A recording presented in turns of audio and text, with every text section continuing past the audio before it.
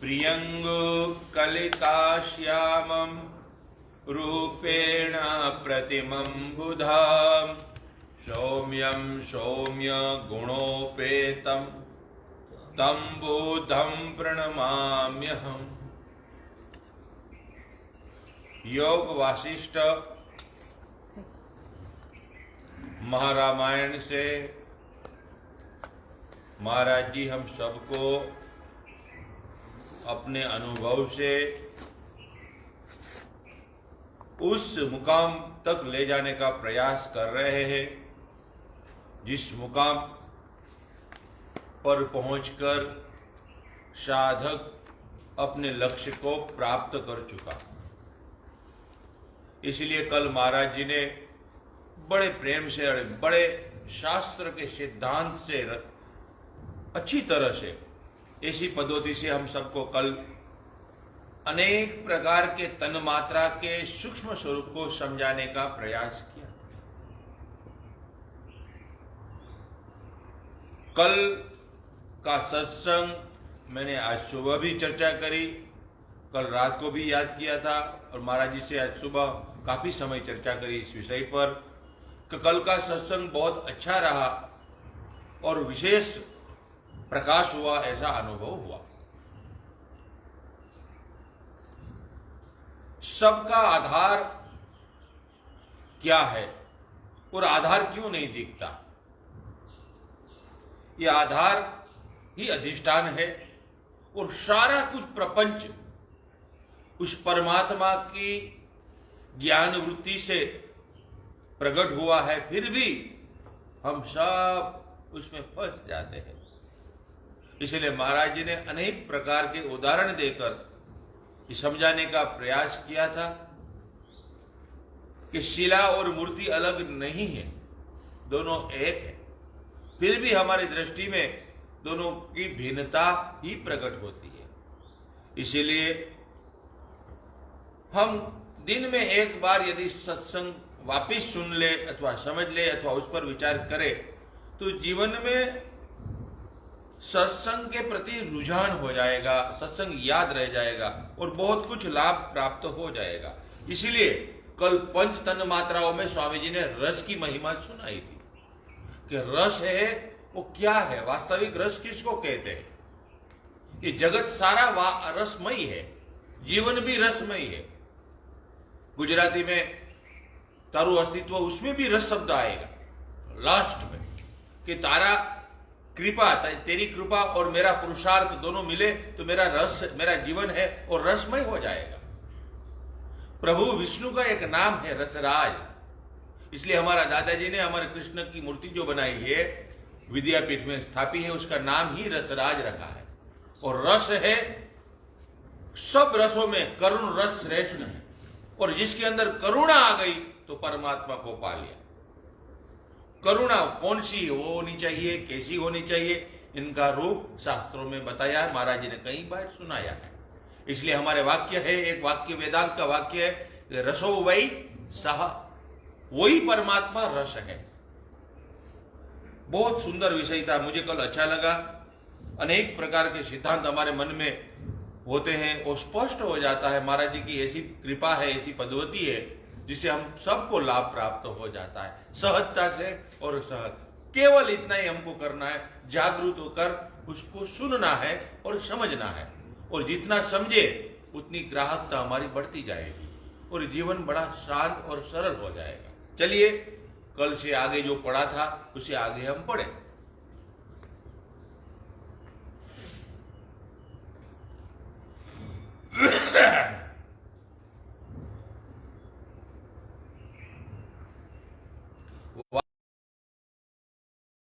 और करुणा प्रकट हुई और राम को मित्र बना लिया।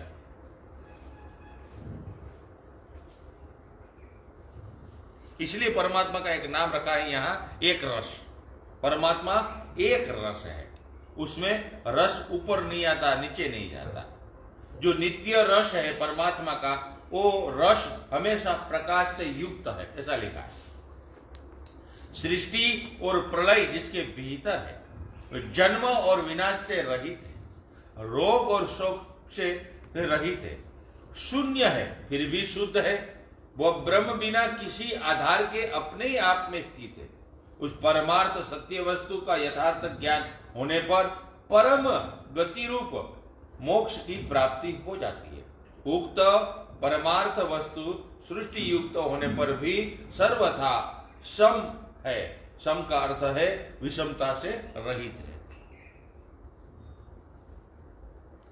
जैसे अग्नि में जो प्रकाश है वह उससे भिन्न न होने पर भी भिन्न सा प्रतीत होता है, उसी प्रकार सच्चिदानंद घन ब्रह्म में जो यह जगत रूपी प्रकाश है वह उससे भिन्न न होकर भी भिन्न सा जान पड़ता है।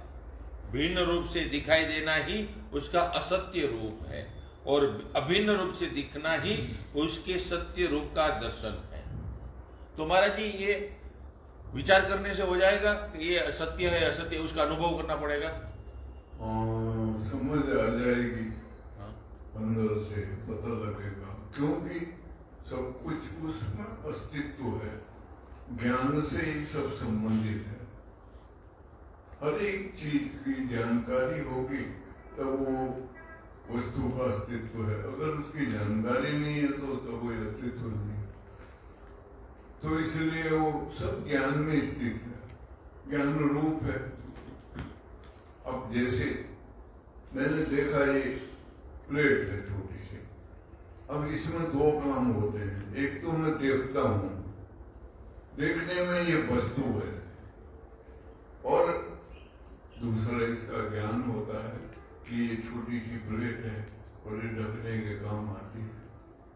अब ये जो प्लेट शुद्ध है और ये जो इसका अस्तित्व है ये उस ज्ञान में स्थित है। माने सब कुछ ज्ञान में स्थित है। हाँ, सब कुछ उसी के साथ संबंधित है, उससे अलग किसी चीज का कोई अस्तित्व नहीं है। हम बेशक देखें उसको, वो सब कुछ मतलब नहीं रखता है अगर हमको उसका ज्ञान नहीं है। तो अगर ज्ञान है तो वो तुम्हारे अंदर में है, तुम्हारा प्रकाश उसके साथ युक्त तो हो रहा है, तब उसकी जानकारी तुमको मिल रही है, तब वो है। अगर तुम्हारा प्रकाश उससे युक्त तो नहीं है तो वो नहीं है। अब तुम जा रहे हो, किसी ने तुमको राम राम करी, पर तुम्हारा ख्याल और जगह है, उसको देखा ही नहीं, दिखते हुए भी नहीं देखा है, क्योंकि तुम कहीं और ख्याल में हो। तो वो बोलेगा यार मैंने तुमको राम राम बोली, तुमने जवाब नहीं दिया, तुम वो कब? तो वो राम राम का जो अस्तित्व है वो तुम्हारे ख्याल से संबंधित, तुम्हारे ज्ञान से संबंधित है। ठीक इसी प्रकार संसार की हर वस्तु जिसके हमको पता है वो संसारिक वस्तु का ज्ञान है, तभी वो पता है, नहीं तो नहीं है। वो बेशक होगा कुछ, लेकिन वो उसका अस्तित्व नहीं है,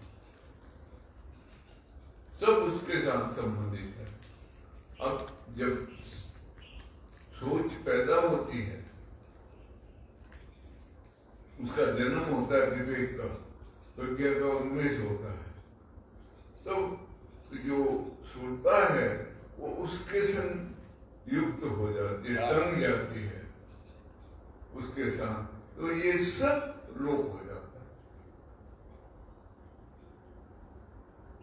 ये होगा ऐसे ही जैसे तैसा ही है, लेकिन हमारी निगाहों में खो गया,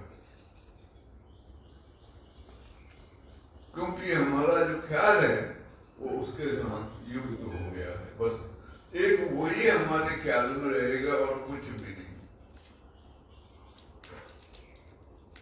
ऐसा है। अब भक्ति का जो मार्ग है उसमें वो ख्याल में कोई महापुरुष होना चाहिए, कृष्ण है, राम है, शंकर है, देवी माता है या विष्णु है, उसके साथ टंगा हुआ वो भक्ति का रूप माना जाता है। लेकिन जो ज्ञान है उसमें वो ख्याल बिल्कुल व्यापक निराकार, उसी का नाम ब्रह्म है। समष्टि चेतन के साथ युक्त हो गया है, वो ब्रह्म का स्वरूप। इसलिए बुद्ध किसी को नहीं पूजेंगे, वो कहेंगे अप देखो भो, आत्मदीपो भो। महावीर किसी को नहीं भजेंगे, तो ज्ञानी पुरुष हैं। उनका ख्याल उधर टंग गया, संसार हो गया। ये होते हुए भी नहीं है। अब ये जो बता रहे हैं, ये उनका अपना दृष्टिकोण होता है। फिर कई बार कई संत महात्मा नीचे उतर के बोलते हैं, कई नहीं उतर पाते, ऊपर ही रहते हैं। इसलिए दो प्रकार के महापुरुषों का वर्णन आता है, एक करुणा प्रधान, एक विवेक प्रधान। जो विवेक प्रधान है वो नहीं आएंगे, वो नीचे नहीं उतरता। उनका एकाध कोई शिष्य हुआ तो हुआ, नहीं तो नहीं। जो करुणा प्रधान है वो प्रचार करते हैं।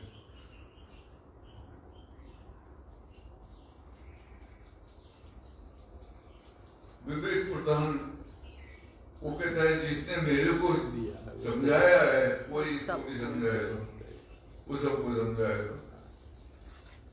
जिसने मेरे को अनुभव कराया वही सबको अनुभव कराएगा, वो है। लेकिन जो करुणा प्रधान है वो कहते हैं तुमने जाना है, औरों को भी जनाओ, उनको भी मिले, मार्गदर्शन मिले।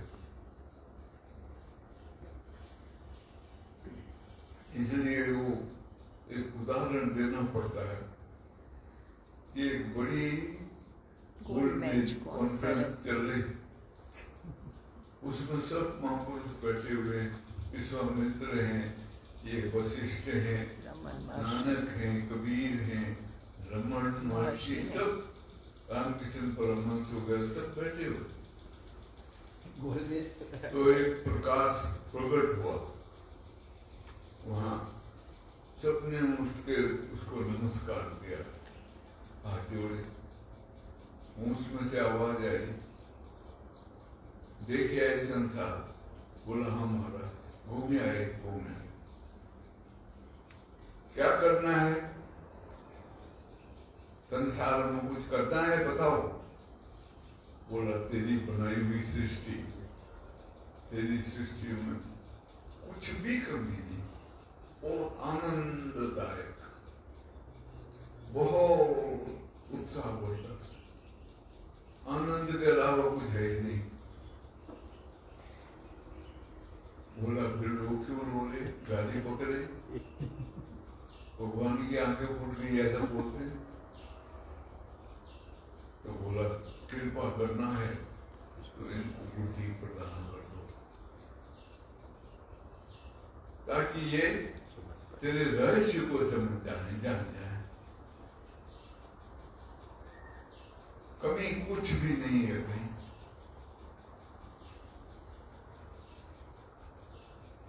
तो ऐसा है सृष्टि का खेल। अब हमारी दृष्टि में संसार है तो भेदभाव है, जड़ है, उसमें दृष्टि लगी हुई है तो सब कुछ है। अब जिसकी दृष्टि हट गई यहाँ से, दृष्टि ज्ञानमय हो गई, उसके लिए संसार ब्रह्ममय हो जाएगा। बस ब्रह्म ही होगा और कुछ नहीं रहेगा।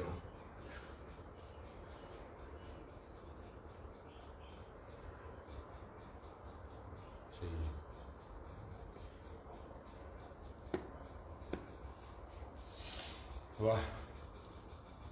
तो भजन है उनका, जित देखूं जित श्याम मई है, श्याम कुंज वन जमुना श्यामा, श्याम घटा सही है, देखत जो नहीं है। सब रंगन में श्याम भरो है। लोग कहे ये बात नहीं है, मधु बोराने लोगन की, श्याम पुतरिया पलट गई। श्याम पुतरिया वो श्याम पुत्री खत्म हो गई।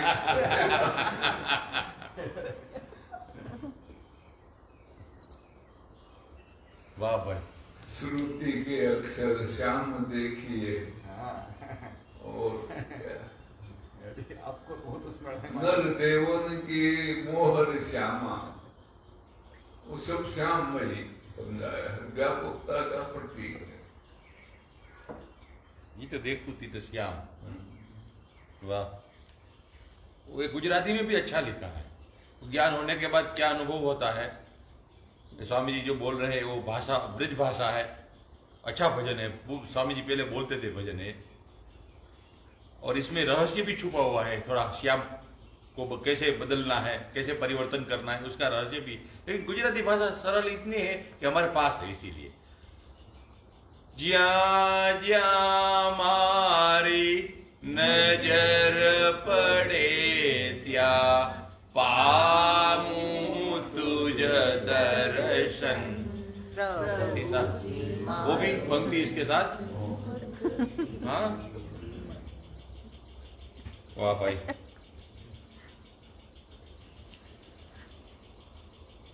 तो सारा खेल स्वामी जी ने स्मृति का बताया है, सुरता का बताया है। बहुत ही गहरा शब्द ये और समझने लायक है। फिर से वापिस से हम थोड़ा पढ़ लें। जैसे गीली मिट्टी में अव्यक्त रूप से खिलौने मौजूद है, जैसे काष्ठ में खुदाई करके प्रकट न की हुई कठपुतली मौजूद है, और जैसे स्याही के चूर्ण में अक्षर स्थित है, उसी तरह परब्रह्म परमात्मा में नाना प्रकार की सृष्टियां विद्यमान। बहुत अच्छा लिखा, बहुत ही जोरदार उदाहरण दिए। कल्पना नहीं कर सकते कि लकड़ी है उसमें कठपुतली होगी कि नहीं।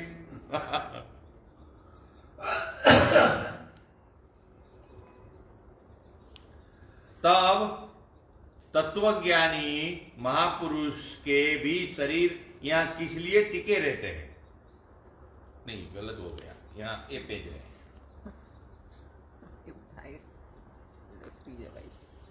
यद्यपि ब्रह्म तत्व रूपी मरुभूमि में त्रिलोक रूपिणी मृग तृष्णा असत्य ही है, तथापि मायावश सत्य सी प्रतीत होती है। वह ब्रह्म से अभिन्न होती हुई भी भिन्न सी भाषित होती है। जैसे दूध का मिठास, मिर्च का तीखापन भूख का काटना के, जल की तरलता और पवन का स्पंदन उससे भिन्न नहीं है, उसी प्रकार परमात्मा में यह सर्ग अनन्य भाव से स्थित है। यह सर्ग, पृथ्वी को सर्ग माना, उससे भिन्न रूप में उसका कोई अस्तित्व नहीं है। परमात्मा में लीन होकर वह चिन्ह मात्र स्वरूप में से स्थित होता है।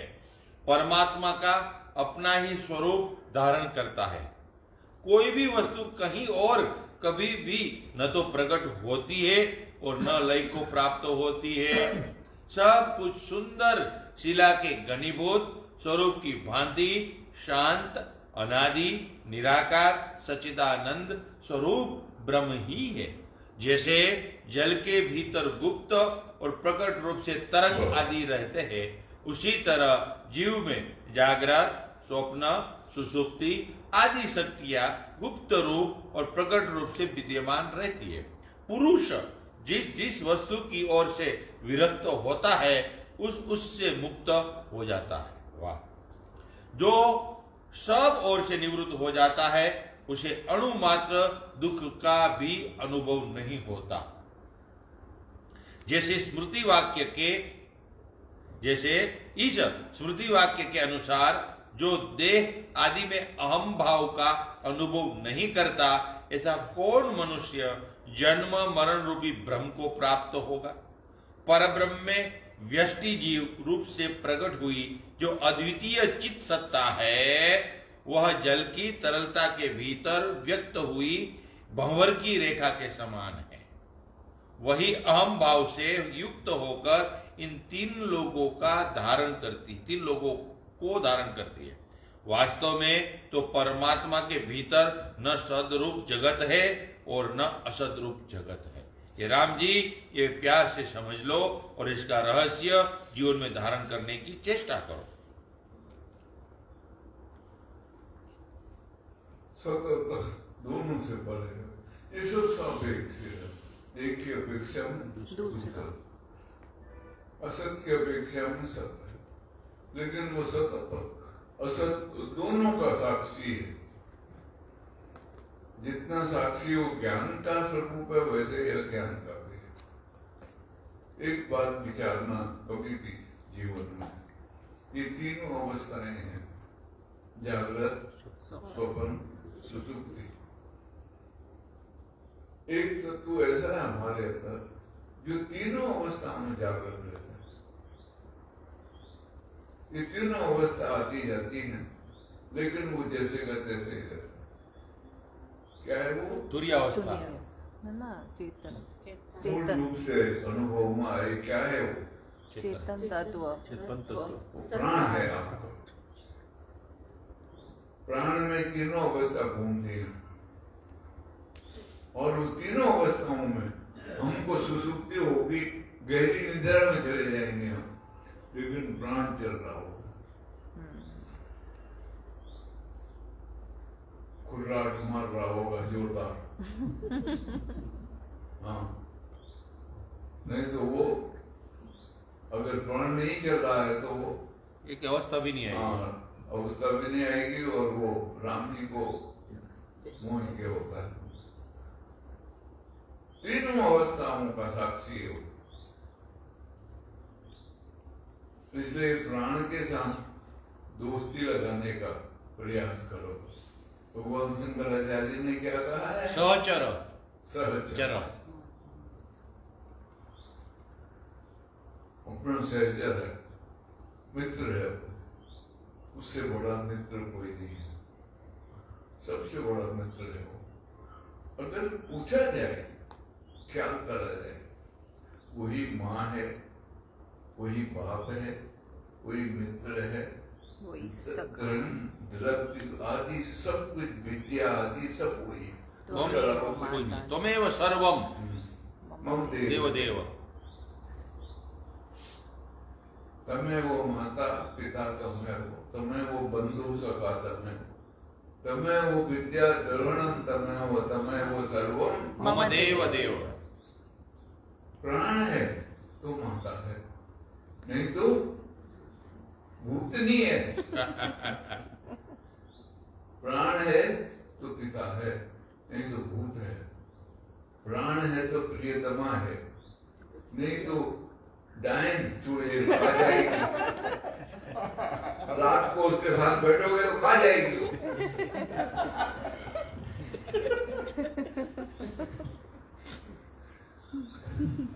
सब कुछ प्राण ही है। इसलिए जो प्राण की सेवा करता है वो सबकी कर लेता है। जो प्राण की नहीं जान पाता है, नहीं सेवा कर पाता है, वो किसी की भी नहीं करता।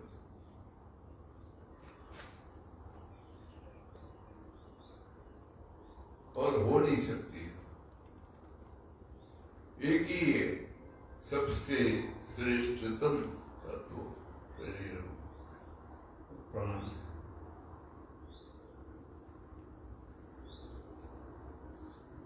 सब कुछ उसी के आधार पर है।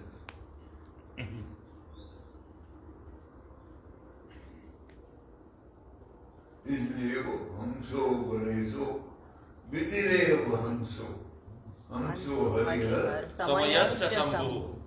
हंसो ही जीवो गुरुरेव हंसः, हंसो ममात्मा परमात्मा हंसः। वही है एकमात्र।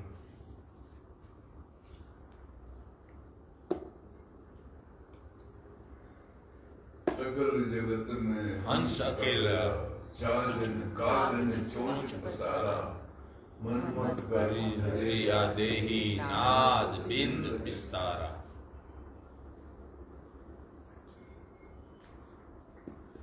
और महाराज जी ने एक छोटा सा सत्संग का प्रोग्राम रखा था। बहुत साल हो गए थे। अपने हरिद्वार वाले विश्वात्मानंद पुरी जी महाराज वहां पधारे थे और भगवान की प्राण प्रतिष्ठा थी।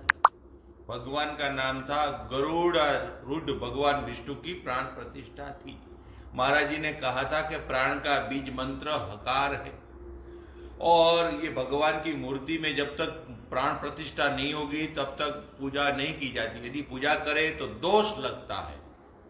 इसी तरह जिन्होंने नाम की दीक्षा नहीं ली और उनकी हम पूजा करें, उनकी भक्ति करें, उनके जीवन का बहुत कुछ कहा था स्वामी जी ने, इसलिए नाम की महिमा वहां बताई थी। और प्राण प्रतिष्ठा के मंत्र महाराज जी ने उदाहरण दिए थे कि जितने भी मंत्र है उसमें हकार आएगा, वो आया, जब प्राण आएगा तभी वो मूर्ति बनेगी, वरना वो पाषाण है, पत्थर है। ऐसा महाराज जी ने वहां सुनाया था। मुझे पूरा याद है, बहुत ही अच्छा सुनाया था। इसलिए प्राण प्रतिष्ठा की महिमा बहुत ही है।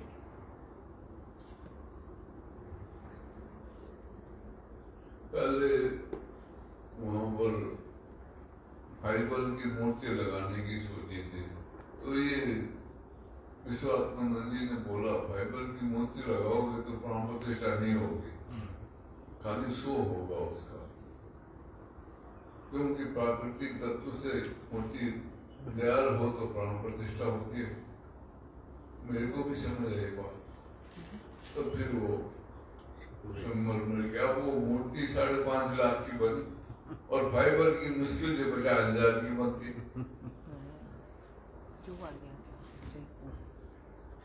तो फिर वो संगमरमर की बनी। वो भी उसमें इसका सहयोग रहा महाराज जी। ये शर्मा का तो रहा, राठौड़ साहब का भी, बलवंत हाँ, राठौड़ साहब का भी हाँ, राठौड़ ने वो बातचीत करी थी पांडे के साथ। आतिश ने लोग कोई था ना? आतिश था, ये अपना जयपुर वाला था। बहुत अच्छा रहा था वो। चलिए, लेकिन विषय बहुत अच्छा है भाई, विषय मजेदार था। एक बात अच्छी लगी मेरे को, इसको पता था नरेंद्र को। मैंने इससे पूछा था, मैंने कहा गरुड़ा रूढ़ है भगवान विष्णु, क्या तात्पर्य लगाओगे? हाँ। तो उसने कहा था गरुड़ प्रतीक नाथ का, इसलिए भगवान नाथ के ऊपर विराजमान है। बहुत अच्छा लगा, बहुत अच्छा। कथा पण सरस चाली थी वो, पण विष्णु पुराण था। विष्णु पुराण, वो विष्णु पुराण की कथा भी थी ना महाराज जी। अच्छा चला था। और आपने वो सामवेद का अर्थ भी पूछा था। विष्णु याग की हुआ था। याग हुआ था विष्णु याग। અહીંયાથી છોકરાઓ ગયા, તમે બધા ગયા હતા? દીપક अशोक ને किशन प्रसाद। હા હા यहाँ से गए। हाँ गया थे। और विद्यालय जो पुरानी है ना, अभी चल रही है विद्यालय, उसमें करा था। वो अच्छा हुआ था। और आपने वो वहां भी वो भी पूछा था, वेदा नाम साम वेदोस्मि, वो भी पूछा था आपने, वो पंख क्या है उसका।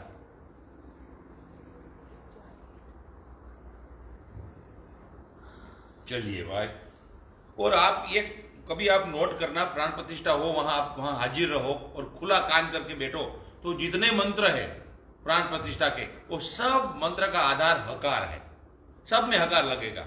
ये प्राण आया, ये नाक आया, ये आँख आई, उन्होंने मंत्र मैं नहीं बोल सकता हूँ।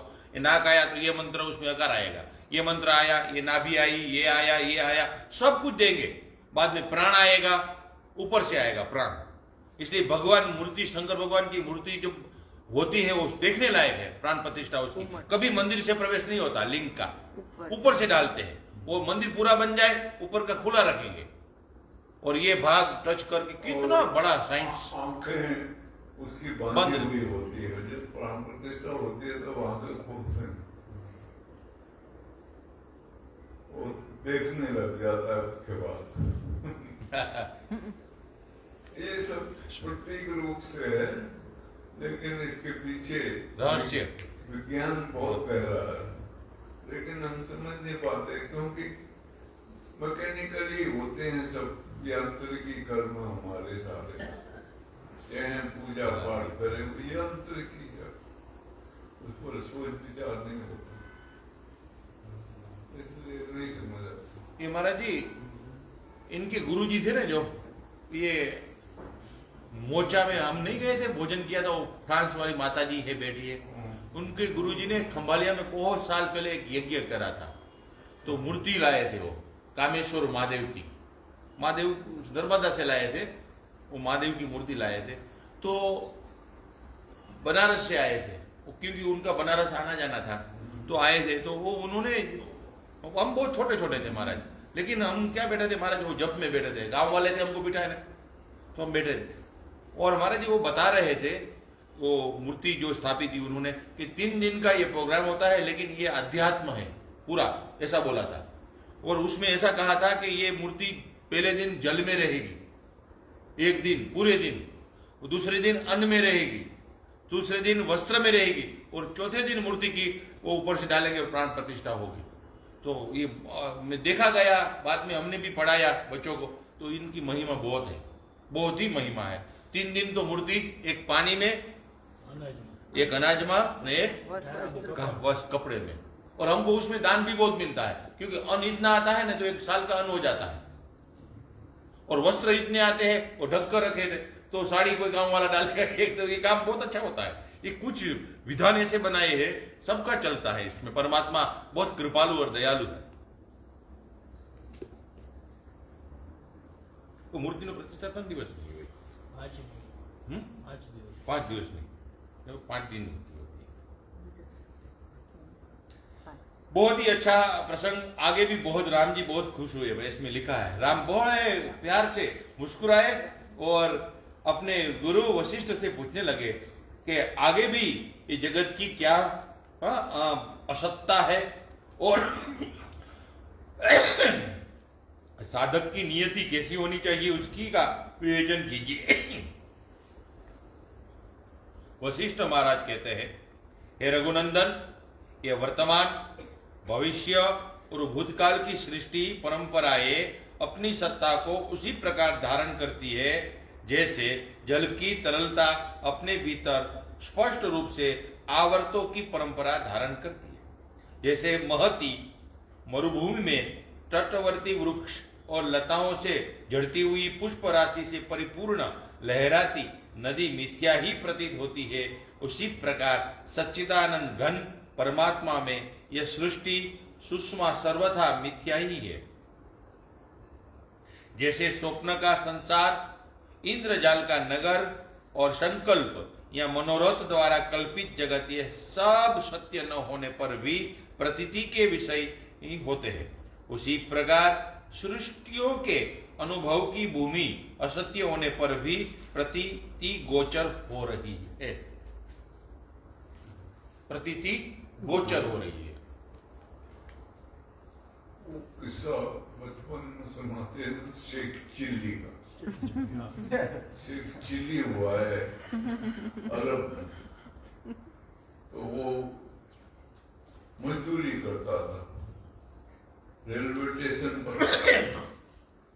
तो एक फर्स्ट क्लास का मुसाफिर उतरा, तो ये गया उसका सामान लेने के लिए, तो उसने कहा ठीक से सामान ले चलना, तेरे को मैं 5 रुपये दूंगा। वो बड़ा खुश हुआ, उसने सामान उठाया, चल पड़ा, पीछे पीछे जा रहा, आगे आगे साफ जा रहा। तो उसने मन में ख्याल आया 5 रुपये देगा तो मैं एक मुर्गा खरीदूंगा, मुर्गा अंडे दिया करेगा, फिर और मुर्गियां होंगी, फिर उनको बेचूंगा, अंडे बेचूंगा, पैसे कमाऊंगा, फिर एक गाय खरीदूंगा, फिर वो गाय का दूध बेचूंगा, उसके बाद फिर भैंस ले लूंगा, फिर डेयरी खोलूंगा, फिर शादी ब्याह कर लूंगा, बाल बच्चे हो जाएंगे, और फिर बुढ़ा हो जाऊंगा। ऐसे सोचते जा रहा, वो जा रहा उसके पीछे पीछे। तो फिर वो मेरा पोता हो जाएगा, वो आएगा, मेरी झगड़ा हो जाएगा औरत से, मैं रोटी नहीं खाऊंगा। तो वो लगे लिया तो मैं उसको तो उसने आके वो अपने दादा को बोला, दादाजी चलो भोजन करने के लिए। तो उसने कहा मैं नहीं खाऊंगा। उसने कहा गिरा नीचे। वो आदमी ने आगे वाले ने देखा, घूम के झांपड़ दिया। अरे तेरे को कहा था ठीक से ले जाना, सत्यानाश कर दिया तूने। अरे बोला मेरे तो दुनिया ही खत्म हो गई, तेरा तो कुछ भी नहीं हुआ। पूरे में लड्डू था, सारा लड्डू आ गया। बस ऐसा जीवन है सबका, सब शेख चिल्ली के नाते नाते के लाल है। बचपन में कहानी आती थी पढ़ाई, बड़ी सुंदर है। ऐसे रिश्तेदारी के। तो ऐसे ही हमारा भी जीवन हो जाता है, ख्यालों में खोए हुए होते हैं बस।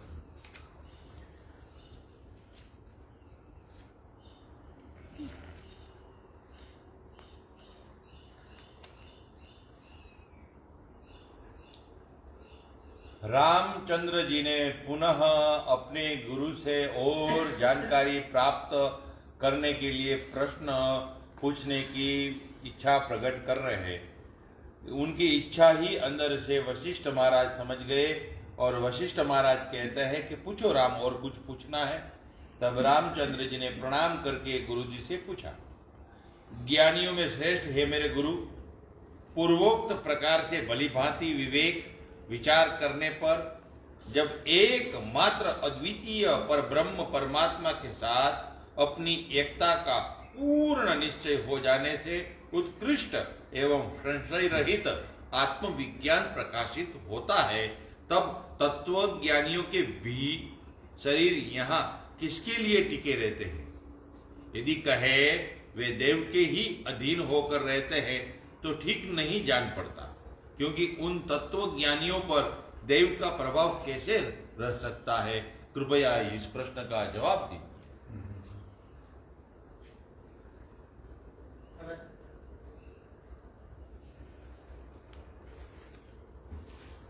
लेकिन एक बात बता दूं मैं, यहां जो देव शब्द का प्रयोग किया है, और देव और देवता ये दो शब्द है। इनका वेदांत में एक वेदांत है बृहदकारण्य, उसमें एक मंत्र आता है, और मंत्र मैंने याद नहीं किया, इसमें लिखा है, मैं ही बोलूंगा, मेरा नहीं है कुछ, इसमें लिखा है वो नीचे पुट करके, तो बहुत अच्छा मंत्र है।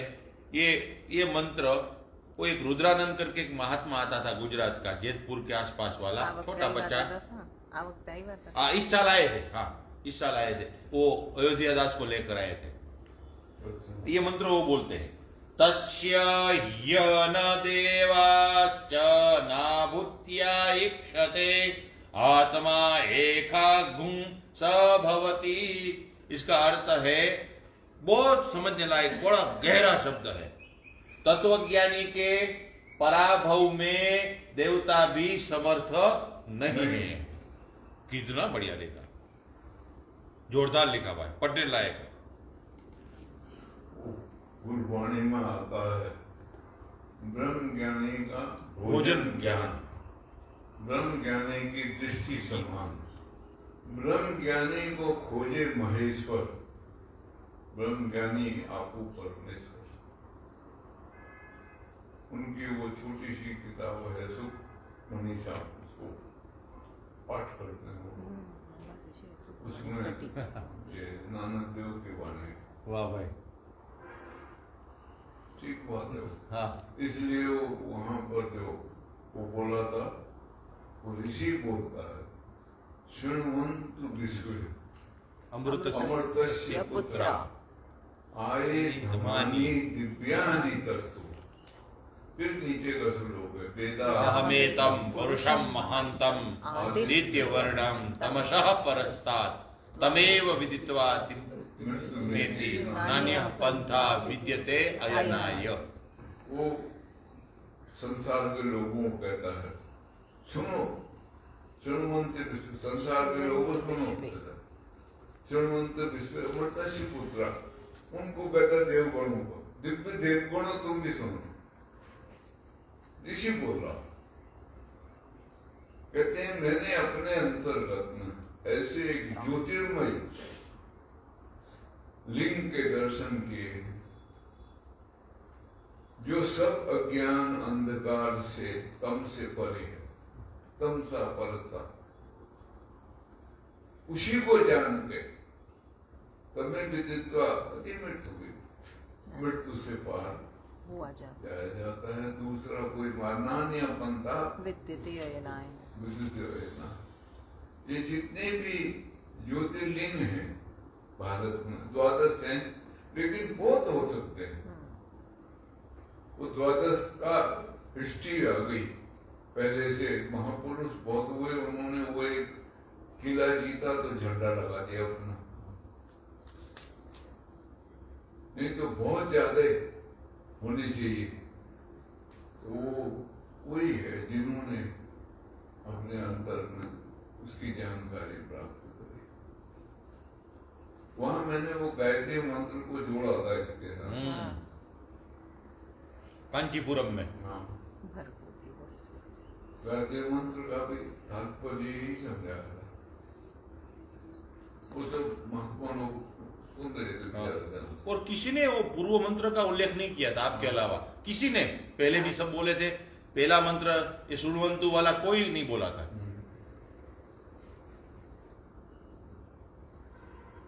पता नहीं होता जानकारी। लेकिन बृहदारण्य मौका मिले तो हम सब एक बार पढ़ेंगे साथ में मिलकर, बहुत अच्छा है। और कहानी के रूप में आत्मज्ञान प्राप्त करने के लिए, भजन पाठ करने के लिए, मन को शांत करने के लिए बहुत अच्छा ग्रंथ है। और छोटी छोटी कहानी के द्वारा समझाने का प्रयास किया है। रजनीश ने इस पर बहुत बोला है, लेकिन हम उनको मानते नहीं, इसलिए उनका नाम लेना अच्छा नहीं है। ये बृहदारण्य का प्रथम कांड का चौथा मंत्र है। एक बार वापिस बोल देता हूं। तस्य न देवाश्च न भूत्या ईक्षते आत्मा एषा धूम स भवति। इसका अर्थ यह है कि तत्वज्ञानी है वो उनके तत्वज्ञानी के पराभव में देवता भी समर्थ नहीं है, क्योंकि वह उनका आत्मा ही हो जाता है। देवता भी उनकी आत्मा हो जाती है। इसीलिए तत्वज्ञानी व ब्रह्मज्ञानी की व्याख्या वेद शास्त्र पुराण भी करने में असमर्थ नहीं है। स्वामी जी एक दोहा बोलते हैं, उसमें इतना वो तत्वज्ञान की बात नहीं, लेकिन एक बात बोलते हैं स्वामी जी कि बहता पानी विधि हरिहर कवि कोविद वाणी, ये तो रावण का है। हाँ। विधि हरिहर कवि कोविद वाणी, महिमा साधु कहत सकुजा। रमता जोगी बहता पानी, इनकी महिमा वेद न जानी, जेता जानी तेता बखानी। उनकी महिमा कहते वेद भी नहीं गा सकते, और जितना गाते हैं उतना ही जानते होते, तो महिमा है उसकी। वाह, मैं भी एक श्लोक बोल देता हूं। गंगा पापम, बोलिए बोलिए, शशीतापम दैन्यम कल्पतरुस्तथा पापम तापम च दैन्यम च हन्ति साधु समागमः। महाराज जी ने ये महाराज जी का सबसे प्रिय विषय और लक्ष्य बनाकर महाराज जी ने परिभ्रमण किया, इसलिए साधु की महिमा वो जानते हैं। कहीं भी गए तो साधु की सेवा करी, साधु से कुछ समझा, साधु के पास बैठकर कुछ सुना। ये संस्कार अपनाने जैसा, ये गुण अपने में विकसित करने जैसा है। इसलिए महाराज जी कहते साधु नहीं होते तो ये पृथ्वी जल जाती, पूरी पृथ्वी जल जाती, गर्क हो जाती। इसलिए महाराज जी जहां भी रहते हैं वहां ये साधु की महिमा का श्लोक बहुत लिखते हैं। अंगारे बनाए, ये आकाश से फूल नहीं आते, बारिश नहीं होती, अंगारे होते। साधु न होते तो क्या हमारा हो सकता? कहा है संत न होते जगत आग लगी आकाश में, झड़झड़ गिरे अंगार, संत न होते जगत में तो जन्म मरता संसार। ठीक बात है। इतना होने के बाद भी राग द्वेष तो जाता नहीं, लड़ते मरते रहते हैं, खून की नदियां बहाते हैं लोग बात। जबकि सब साधु संत ये समझाते हैं कुछ हाथ आने वाला है नहीं, अंत में सबको खाली हाथ जाना पड़ता है। सब यही बोलते हैं, लेकिन फिर भी कहाँ मानेंगे लोग। तब अगर वो न बोले तो क्या लोग खा जाएंगे एक दूसरे को।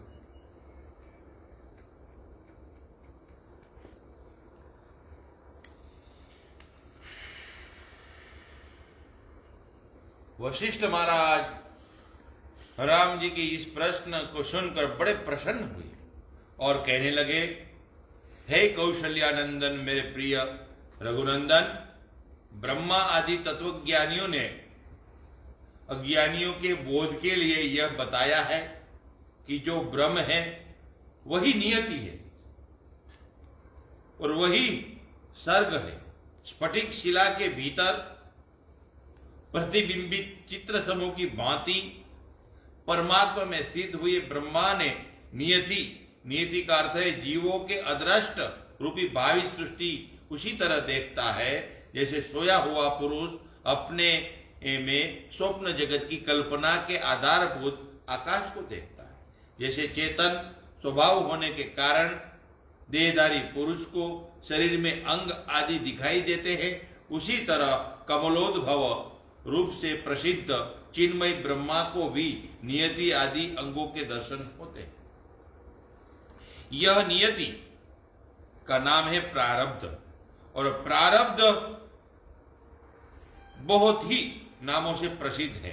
प्रारब्ध का एक नाम देव है, प्रसिद्ध नाम है देव, लेकिन आज मेरे पास समय नहीं है। देवज्ञ कहते हैं। हाँ, वो ज्योतिषियों को देवज्ञ कहते हैं। एक बड़ी कहानी है मार्कंड पुराण की, लेकिन बहुत लंबी है इसलिए आज कह नहीं सकता। मैंने बड़ा इत्यार करके आएगा था, मैंने देखा था ना कि प्रारब्ध है न वो है, तो बड़ी कथा है जो मार्कंड पुराण में है, और मुझे रात को 10 बजे निर्विकल्प महाराज ने सुनाई थी। लेकिन है जबरी कहानी, बहुत सुंदर रोचक कहानी है कि प्रारब्ध क्या होता है। सुना देता हूं थोड़ा झटपट में। एक दंपति था। दंपति ने बड़ी साधना करके बहुत समय के बाद पुत्र की प्राप्ति हुई। पुत्र हुआ तो पुत्र को हाथ और पैर नहीं, खाली इतना ही शरीर, खाली इतना ही। और बड़ा उसको दुख हुआ कि इतने हमने अच्छे कर्म किए और ये हमारा प्रारब्ध कितना है ऐसा, ये बच्चा ऐसा हुआ। बच्चा बड़ा हंसता रहे पूरे दिन, उनको खिलाते रहे, ये जंगल में जाए, एक आदमी साधना करे, एक कुछ काम करे। बच्चा हो गया 5 साल का और बोलने लगा तो वो टोकने लगा, ए मुझे ऐसे मत खिलाओ। वो कुछ काम करे, बोले ऐसे झाड़ू मत लगाओ। टोकने के अलावा कुछ काम नहीं, लड़के टोकता ही रहा। माँ बाप को घंटा लाया सारे कि हमने ये कि इसको हाथ नहीं, इसको पैर नहीं, और खिला। बोले हम खिला रहे तुमको। बोले वो मेरा प्रारब्ध है, तुमको क्या उसमें दुख है, मत खिलाओ, मेरे प्रारब्ध लेकर आया हूं और इससे बड़ा कोई नहीं हो सकता। कि हाथ नहीं पैर नहीं, बोले वो तुम्हारी निगाह में ऐसा है, मेरा प्रारब्ध ऐसा है। वो प्रारब्ध की बात करे।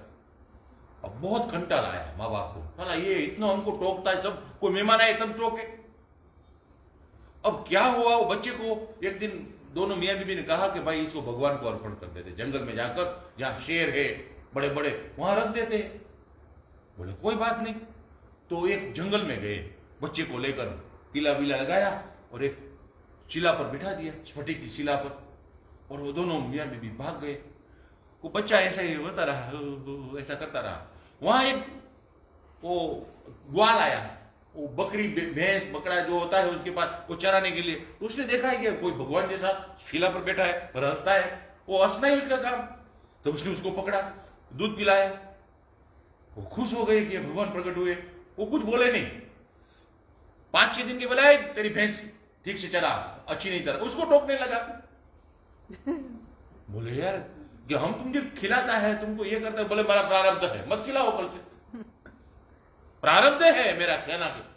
बोले तुम ये वनस्पति मत खिलाओ, ये वनस्पति खाने से तुम्हारी भैंस बिगड़ जाएगी। उसको भी टोकता रहे, उसको गुस्सा आया। बोले इसको कहीं ऐसी जगह पर छोड़ दे जाए, कहीं वापिस जंगल में ना आए। उसको अंधेरा हो गया, चलते चलते चलते ओ राजभवन नाम का गांव में पहुंचे। वहां बड़ा दरवाजा, उसके अंदर गए, एक वहां वो पाटला ऐसा ओटा था जैसे गोंडल में ओटे बनाए ऐसे, वहां उसको बिठाया और भाग गए वो ग्वाला। तो वहां उस राजा था जो उस गांव का, वो बीमार, बहुत ही बीमार और मरने वाला था। रात को पूरी प्रजा और तंत्र और सब उसके मंत्री इकट्ठे हुए, और राजा के वसीयत में लिखा है कि राजा बीमार हो तो सबको अंदर आ जाना, कोई बाहर नहीं जा सकता। और दरवाजा बंद कर दिया। वो उसके दक्षिण दरवाजे, 4 दरवाजे थे, दक्षिण दरवाजे में एक कोटला था, वहां उसको बिठा कर भाग गए। अब राजा ने कहा कि मैं मरने वाला, अब मेरे ये हमारी जो गांव का नियम है, राजा का नियम है हमारे वंश का, वो पढ़ो, उसमें लिखा है कि राजा मर जाए तो सुबह जब तक मरे तब वो दक्षिण दरवाजा खोलना और पहला व्यक्ति मिले उसको राजा बनाना। राजा ये मर गया और दक्षिण दरवाजा खोला तो वो बैठा था वहां ऐसा। वो आया वहां, उसको तिलक किया, बोले चलो राजा। बोले क्या भाई, क्या तुम ये बनाया हो? बोले तुमको राजा बनाना। बोले यार चलो। वो बोले, वो बैठ गया राजा के, वो सब ने उसको मंत्र बोले, अभिषेक किया, जलाभिषेक, और राजा बन गया। तो मंत्री को टोके, बोले मंत्री ने कहा बस करे, हाथ नहीं पैर नहीं, और हमने तुम्हें बनाया राजा, तुमने हमने बनाया, तुम कहा आपने? बोले मेरा प्रारब्ध बलवान, तुमको क्या जलन होती है? और तुम ठीक से काम करना, एक भी बेईमानी करोगे मारूंगा। बोले इतना हाथ नहीं पैर नहीं। और लंबी कहानी है, इसको अभी टाइम हो गया इसलिए, लेकिन उसके बाद बहुत मैं कल सुनाऊंगा। लेकिन अंत में एक महात्मा आया, उसने कहा इसको भजन पाठ कराओ। देखा कहा मोड़ के आया, और भजन पाठ, बोले मेरा प्रारब्ध नहीं है भजन पाठ का। बोले यार ये स्वयं वो द्रोणाचार्य बोल रहा है कि मुझे इसी विद्या दूं, मेरी विद्या मेरा प्रारब्ध नहीं है। बोले उसको गुस्सा आया, उसको जंगल में फेंक दिया। जंगल में फेंक दिया, वहां मूर्ति थी तो मूर्ति हो गई प्रकट। बोले क्या चाहिए? बोले कुछ नहीं यार, मेरा प्रारब्ध ऐसा है। मूर्ति के सामने बोला तो ब्रह्मा विष्णु महेश को हाहाकार मच गई कि ये मेरा कौन से ऐसा प्रारब्ध हो? तो वो आए ब्रह्मा विष्णु महेश, बोले मांग कुछ, हम तेरे सामने प्रकट हो। तू बोला बड़ा, अरे क्या मांगना है, तुम कौन होते हैं? उसको भी बोले हम ब्रह्मा है, हम विष्णु है। बोले नहीं, मेरा प्रारब्ध ऐसा है, मुझे कुछ नहीं चाहिए, मेरे पर दया मत करना आप। उसके सामने भी ऐसा करे तो नहीं, कुछ तो चाहिए। बोले तुमको देना, मैं कुछ नहीं चाहता। तो उसने कहा भाई इसको पैर और हाथ आ जाए। हाथ पैर आ गया, वापिस वो राजा में बना था, उसको पता था, वापिस राज में सबने देखा इसको हाथ पैर आ गया। उसको माँ बाप को बुलाया, वो गांव में जाओ, मेरे ये कोई बूढ़ा है बूढ़ी है, उसको बुला कर ले आओ। वो आया, दोनों मियाँ बीबी, इसको बोले बैठो। राज इसको बोले सब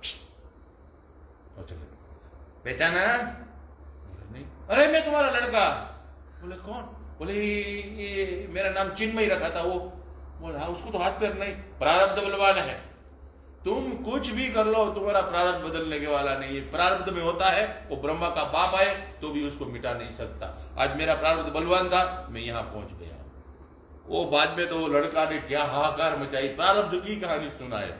और लिखा है कि प्रारब्ध में लिखा हुआ ब्रह्मा जी आए तो भी वो मिटा नहीं सकते। इतनी अच्छी कहानी हमको सुनाई थी निर्मल विकल्प स्वरूप महाराज ने रात को 10 बजे।